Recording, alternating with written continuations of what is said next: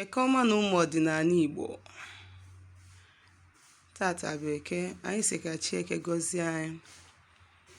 Anyị sị na tata bụ Eke na anyị na nna anyị bụ Maazị Ugochi tubelu Oraifite bụ onye isi nchụaja na Ugochi tubelu ọdịnala temple. Anyị na ya na-abụ n'ọta. Anyị sị ka anyị na ya na-abụ kpakọrịa ụka. Maazị ụtụtụ ọma o. Ụtụtụ ọma ụmụ ọdịnala Igbo na ndị ọma na-ege ntị. Maazị biko, ọ gịnị ka ị nwere ịkọwatụla anyị gbasalụ ndị akpọrọ oku ma ọ bụ ihe mmadụ dịka ihe ọ ga-abụ ọ na-eme, ma ọ ka mmadụ ga-esi wee malụ na akpọrọ ya oku, ma ọ ka mmadụ ga-esi wee malụ mmụọ kpọrọ ya oku, ma mmụọ ọdịnala kpọrọ ya oku ka mmụọ ndị ụka kpọrọ ya oku. Daalụ. Ụmụ Igbo ekele na m ụnụ.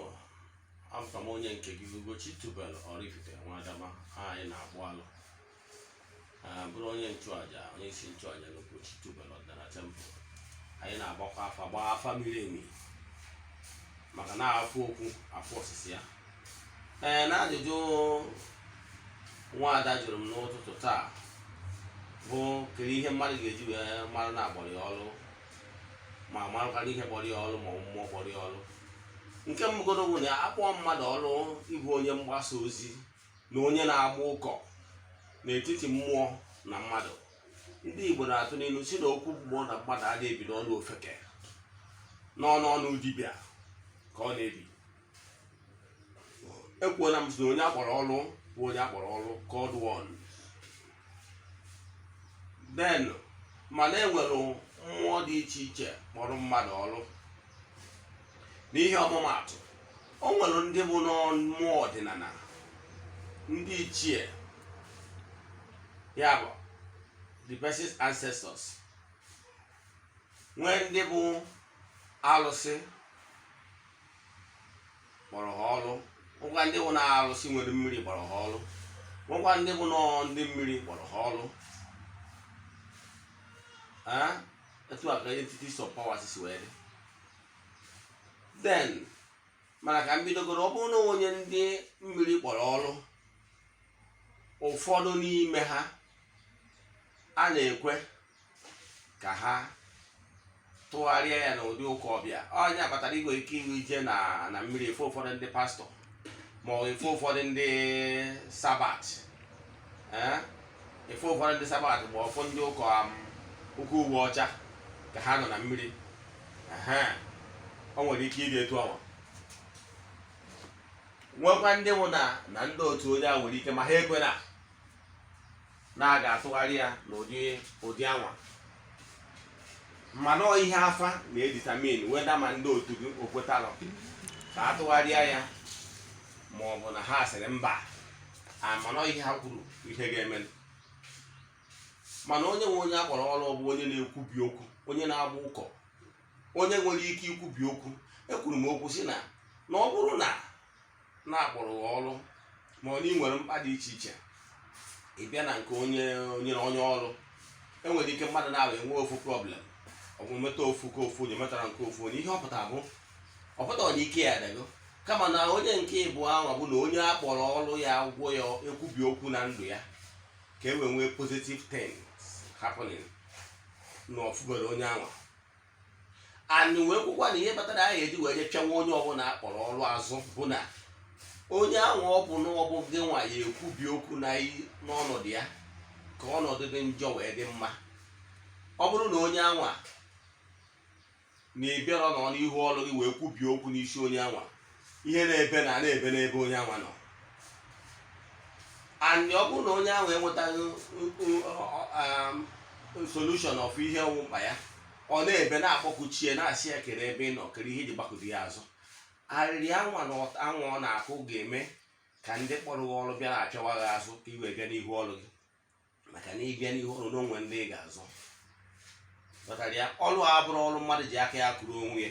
Onye ji aka eje kụrụ onwe ya jiri aka ya kpọọ onwe ya ọrụ, mana onye agha nwee ebe ọ na-eje. Onye agbata na gị nwe onye akpọrọ ọrụ ga-anọ n'ihu ọrụ gị. Ọ bụkwara na onye mmụọ ọdịnala akpọrọ ọrụ nwanne ọ dibịa ka ị ya alụ ma ọ wụrụ nnukwu nwaanyị, mana ọ bụrụ na ọ ka ije tụgharị ya n'ụka ha ma ekwe ghọtara ya. Nke a bụ dedo nke mmadụ ga-esi mmazi na akpọrọ ya ọrụ, onwere ka ị ga-esi wee ma na-abụrụ ọnụ ijekwuru onye na-agba afa miri emi. O nwere ka ọrụ ga-esi wee na-eji stọpụ gị, ndị mmadụ ndị na-agbara gị afa a na-afụta ya n'ọgwụ maọbụ na-ekedo gị akara oghere si na ndị akara oghere ndị na-aghasasịrị mmadụ ihe, ndị ụka kpọrọ ndị mmụọ ọjọọ. Ụfọdụ nwere ike anyị agbụjọ na deliverance places maọbụ ọ bụrụ na na-achụ aja dị iche iche na-asị n'ọgwụ ka mmadụ gwọrọ were na-akpọghasị gị anya, mana nke bụ eziokwu bụ na-agwụ n'ọrụ mara gị. Andị nke ọzọkwa, ọ bụrụ ka onye ọbụla agwụ a ga-alụrụ agwụ dị n'ụzọ ya ọ bụrụ onye akpọrọ ọrụ, ọ bụrụ eziokwu. O nwere ndị nwụ na agwụ bụ onyinye amara mmadụ nwere, mana o nwere ndị bụ o nwere agwụ afịa, ndị ya bụ biznes guru, ha kpọsagoro nsị ha na-ele ya ghọtara ya.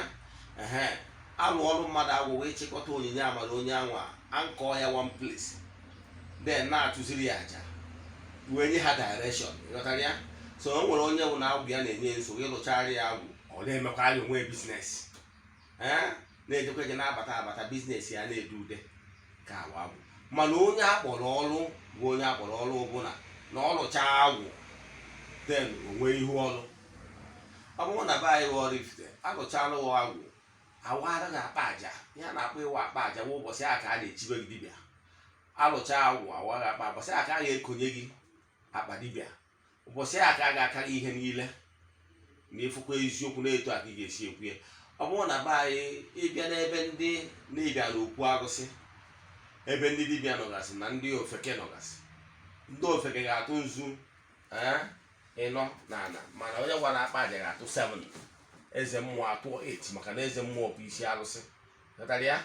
Den abịa ebe ahụ ụfọdụ na-ahụ obodo, ụfọdụ na-ahụ ịbịa na ya enweghị oche ebe ndị dibịa nọ. Ọnwụ na ịwa ga akpa aja ihe esokwa ndị dibịa daizi ndị bidogoro ọrụ ha.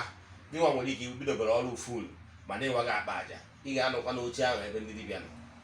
Den oche ndị ofeke nọkwa anọrụ. O nwere obodo ụfọdụ arụsị arenjiri nke ha like that, na ị ga-anọ n'oche ebe ndị nke gị nọ. So ụbọchị ahụ ụbọchị a na-echiwe dibịa den, mana gị nwa na onwe gị bidozi ọrụ gị dipendisi mgbe iji kwadota.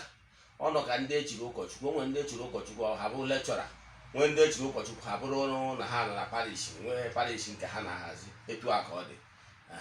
So nke ha dịrị gaba. Mana ihe na-achịkwa bụ na ọ dibịa na-agba afa miri emi ya agbapụta weda na iwu onye ọrụ. Ọ bụrụ na iwu onye ọrụ, mana ọ bụzi na iwu onye ọrụ mana ị dịbụrụ redi ịrụ ya gba ọrụ. O nwere ihe ndị be anyị na-akpọ ekwem agwụ. Taizi agwụ alụta ihe nkụwa na agwụ mmụọ na-edu gị, ezumezu mmụọ niile ndị kpọrọ ọrụ chịkọta ha ọnụ ha bụ agwụ. Mana agwụ rụzie na agwụ ewe agwụ dibịa. O nwere ndị bụ agwụ dịka nsogbu, ụmụ ụbọchị ndị bụ agwụ ha bụ agwụ afịa. Ịlụchara ha agwụ ha je na-emere onwe ha obi na-egwu ahịa, ha na-elego nsị ọ na-aga ahịa. Mana o nwere ndị bụ agwụ ha na-akpọrọ ha na ha ga-abụ ndị na-agba ụkọ n'etiti mmụọ na mmadụ. Ndị a bụ ndị akpọrọ ọrụ ha dibịa, ọha bụ ndị cold ones. Na ọ bụrụ na akpọrọ ọrụ n'iji enwe ihu ọrụ, mana o nwere ike ọ bụrụ na ịnọ mba ofesi ma ọ bụ na aka adịbara gị maka ibido ọrụ adịrị isi inwe ihu ọrụ. Enwere ụmụ mmụọ dị iche iche ị ga-ahazi. Ọ bụrụ na onye mmiri ị ma na ị ga-eje gota mmiri like ịbịa na nke m na tempụl m, enwere mmiri be nna m, mmiri ikwu nne m ụdị ya, mmiri chi m arụsị kpọrọ m ọrụ dịkwu ya fụna ya. So etu a ka ọ dị, anyị nwere nke amagodo gị atụ. So mana imere na o nwere dibịa ya abịanụ, ọ bụrụ na dibịa ahụ na ọdịnala kpọrọ ya ọrụ mana onye mmiri ịfụ na ọrụ ya ma ọ bụ na ọdịnala kpọrọ ya ọrụ, arụsị kpọrọ ya ọrụ, ndị ichie kpọrọ ya ọrụ, anụ onye mmiri ịfụ na ọrụ ya aga across board because ọ nọkwa onye gbara mkpị, ọwụ onye mmiri, ọwụ onye ọdịnala, ọ bụ mmụọ osie so ihe niile agba mkpị. So ọ ya enwe ike play in every field. Now ihe ị ga-eji wee ma na mmụọ kpọrọ ọrụ na agba afa gbatị ya. Now ọ bụzie na gị nwa na onwe for one reason or the other best note to you na ihe ma anọnwu n'ihu ọrụ gị at that point in time, either na n'obodo oyibo ma ọ bụ na ịka nọ n'okpuru mmadụ ọ bụrụ na ị nwebara nkwado onye ya ebidoro gị ọrụ maọbụ ndị ga-akwado gị maka ibido ihe ọrụ na-eri ego, ihe ị ga-eme ime ihe anyị na-akpọ ekwemagwụ. Ekwemagwụ bụ ego agwụ gị mmụọ gị na-asụ na ikwetago na ịdị atụzi atụ. Ihe mmụọ na-asụ bụ isi na ime eme ya eme na-eme Holy Ghost fire, I cast you, I bind you. Nya ka mmụọ ji apịa mmadụ gwogwo. Ebụrụ nwaanyị jụ na ịma ọrụ ya, nke mbụgoro na ịnụọ di ya nụọ, inwere ike nụta ajọ di. Ịnụtagoro anụta di ya nwekọ nọkọta ọkpọgasị, a ga-etinyeriri ọgba aghara igbe enjoy marriage relationship bụ n'ọgbọ.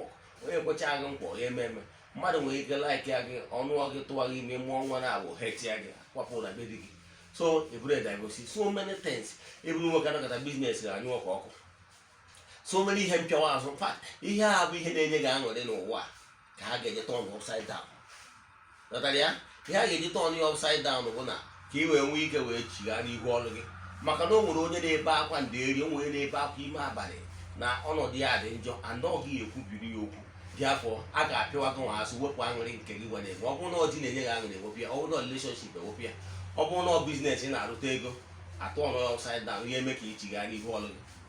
So ọ ihe niile a kedu mpịawa azụ nke ị na-enwe. Ọgwa niile obodo tere aka ma ọ niile obodo ma ọ na ijiri ego egwaghasị ha, biko ekwetago m na ya alụ na ịdị azụzi azọ, mana biko ha nyere time ka ị nweta ego ị ga-eji bido ọrụ, ma ọ niile obodo oyibo ka ị nweta ego ị ga-eji wee bịa hazi ihe dị n'ihu ọrụ gị. Ikwezie ha nkweta ime ekwe ma bụ nke bụ eziokwu na ha ga-ahapụ gị. Open na bagen gị na ha mere, ị na-egbuziri ha anụ, ha hazichaziri gị ọnọdụ ịbịa bido ọrụ gị. Ọkwa na gị na ha kwụ nọọ idife anya to ha mere ihe ezide etu a, ma mgbe na ụdị mụta nwa ka ị nọ na be dị wee lụọ anyị na nguru. Mana o nwere ka esi eme ọdịbịa maara anya, emechaa ya ezeghị iwe ka gị na ha kwụrụ. Ọgwụkwa na ị chọrọ ibido ma na-ego ihe ji gị mmechi ihe ị kwesịrị ime, ịfụ na ha ga na-ezitere gị ego.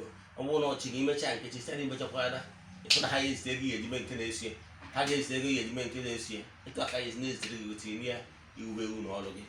Ana m agwa onye Igbo, ịbụrụ onye akpọrọ ọrụ esizi na n'ime alụ igbuzi n'oge chigata n'ihu ọrụ gị. Na ugbo buru ibu mana ndị ọrụ bụ ole ma ole. Achọrọ m ka a lot of God ones ka anyị chigata n'ihu ọrụ anyị, maka na ọtụtụ ndị mmadụ na-asụ isi na ana n'iyi. Landị a ga-akọba akụba buru ibu mana ndị nọ n'opere mpe. Daalụnụ.